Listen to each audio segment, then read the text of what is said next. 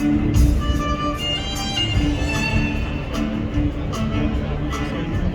this is Sunil from AWS reInvent. This is the final day of the event. I'm here with Alan, shaking his eyebrows. He's been doing continuously. And Simon here. So we've, I think we can say that we've survived Vegas. Yep. glad to be going home today. It has to be said. Yeah. Today's the last day, and I'm glad. So it has been an exhausting event. Basically, it drains you physically and mentally. I think. Yeah. Physically, in the sense the sheer amount of walking you have to do. Mentally, because there's lots of information being thrown at us. I suppose also there was this joke about cakes that Alan made about if anything that broke us was the cakes, the sheer amount of cakes that came out. Of all the things in Vegas that could have done us in, it was the cakes that got us. All right, so some of the things that I think are worth mentioning is Dr. Werner Vogels. I can never get his name correct. Mentioned a number of products. The four that stuck out were AWS Step Functions Distributed Map, which is to do with orchestrating large-scale parallel workloads. Yep. Application Composer, which is about building serverless applications visually. And another tool that last session I just literally went to today, which was Amazon Event Bridge Pipes. So Unix has this notion of piping data across to other smaller applications, and they've tried to emulate that pattern with this service. And the final one, I don't really remember this one being announced or focusing too much on it, was Amazon Code Catalyst.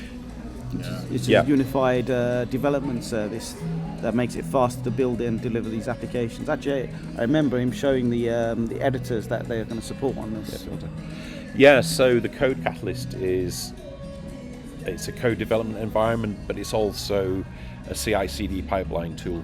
So those things that we do with things like Jenkins, those similar kind of tools, it gives you an easier UI to actually chain these parts of the development process together. So you can build your application, write the code, do your unit testing all in one place, and then deploy it into the environments. And that's been one of the themes of the last day, really, is it's not necessarily new functionality. Underneath these products, it's stuff that we've been using. It's about making it easier to use them. Code pipeline, code build, they were all there before. This is just making it easier to use, pulling the evidence together, so when you do your testing, it's all in one place that you can see it. You don't have to move around the services. Yeah. I mean, just to say, there's been a bit of chat on various tech forums, various tech contributors on the web, that a feeling of disappointment about the lack of big shiny things being announced this year at reInvent. But I'm not disappointed, because I think what they're basically doing here is making it easier to work with the existing services. They're making it much more low code. Things like the application composer. Absolutely, they had Lightsail before for infrastructure as a service components. Now they've brought that to the serverless world, and that's a big step forward. Me and Sunil were at the Amazon Event Bridge presentation this morning. Event Bridge Pipes. It's looking kind of like, visual integration, like MuleSoft or SnapBridge or Boomi or any of these services that you can get for your on-prem and other worlds. Now we've got that inside AWS, where you can connect all your AWS services together with no code or very low code, which again has got to be a good thing. Like a general fighting the last war, I'm thinking about how I could have used that in previous engagements, but now that's in the armory. We can start doing that. I have an opinion on the low code world. Obviously I'm old. Well, I think we're all old looking at the images, but feels like it today. We're older now. Yeah. So my point on low code is that I've gotten used to writing my own code or looking at other people's code.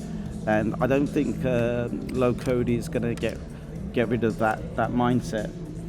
What it does bring to the table, though, is the ability to prototype quickly. Yep. I still think there's the need to architect systems, enterprise systems, and I don't think low-code way of development is probably going to fill that gap long term. Yeah, well, It's just an opinion. Yeah, I think the less hours to develop stuff ultimately is going to make it's more efficient, less time taken to deliver stuff, and of course that's what we all say we want, is faster time to market and lower resource. Well, you say that, but back in the old days, as I like to refer it to, when they had so I have a PHP background as well, and during those days they had tools for generating code, and those have all died off now. Oh really? Okay. Maintaining them for systems like that, I don't see that often now. Now I see people architecting long enterprise systems. So I do see a market for this low-code development because you can get to market quickly with these. But I think for long-term development of enterprise-level products, I still think people will still go back to the old text editor.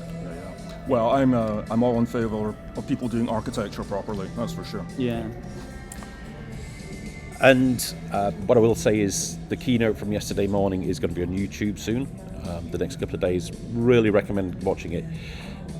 The theme that came out at the start of the keynote, there's a very good Matrix parody, I guess is the way you describe it at the beginning, and it's about stop trying to think about your systems as a single thing. It's a number of discrete events that happen, and don't try and manage those all at once. Handle them as separate things, decouple them. Use EventBridge. There's been a lot of announcements around EventBridge over the last couple of weeks, giving it a lot more functionality, and it's giving us those tools now to break down how we build the systems. That brings resilience, that brings this ability to scale out. So it's just getting into that way of thinking about how you actually develop the applications and the systems that we're doing. Event-driven was, one of the strongest things. It was again reinforcing the thing that this serverless world that we're moving towards is event-driven is the key term to use, I'd say. So yeah, I think we can wrap up there. Yeah, I think so. Yeah, that was good. Yeah, so that's us signing out from reInvent. One thing I will mention is we will hopefully be coming in and talking in the office. We have the global gathering at the end of the year. We're going to come along, have a chat about what reInvent was like, what it's actually like to come out to Vegas. We're here for the event. It is mind-blowing. But also what these services are, what they mean for us, for our clients. Yes. Talk about the announcements and how we put them in context now, how we can use them. Okay. All right, so that's me signing out, and that's. I think it's a wrap. Goodbye. Goodbye, and see you all back in the UK very soon. Okay. Bye. So I'm Mark Farrington. I'm Global Vice President for GlobalLogic and AWS Executive Sponsor. Delighted to be here in Vegas with AWS for the 2022 reInvent. It's immense to see it back in force. 50,000 customers and partners here to hear all about the new developments with AWS. As a design and digital engineering organization, we leverage the data in everything that we do for our customers and with our partners. So immense to hear AWS launch some new offerings this year. Zero Touch ETL, bringing data into their Redshift platforms much more fast and aggressively, and also the Insight Queue activity. So democratizing data is the name of the game for AWS this year. Immense to be here. Good to see everyone back. Looking forward to next year already. And it's a wrap. Ready to go back to London. Thank you very much for watching us. See you next year. Happy reInvent.